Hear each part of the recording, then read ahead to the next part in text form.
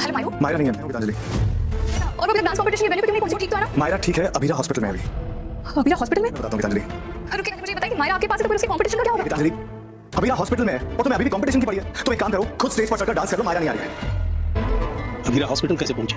तुमने कुछ किया है? सीरियल ये रिश्ता क्या कहलाता है, आने वाले एपिसोड होने वाले हैं ज़बरदस्त, सनसनीखेज, दिलचस्प। जी हाँ दोस्तों, आने वाले एपिसोड में आप देखेंगे कि अभीरा की तबीयत ख़राब हो जाती है, वो हॉस्पिटल जाकर पहुंचती है, लेकिन वहाँ गीतू बार बार फ़ोन कर रही होती है मायरा के नंबर पे, अभीरा के नंबर पे। तो वहाँ पे अरमान कॉल उठता है, तो वो कहती है कि आपके पास फ़ोन कैसे आया, अभीरा कहाँ है, मायरा कहाँ है, डांस कंपटीशन में ये क्यों नहीं पहुँचे। तो और आगे से अरमान कहता है अभीरा हॉस्पिटल में है, तो अभी तुम फ़ोन बंद करो।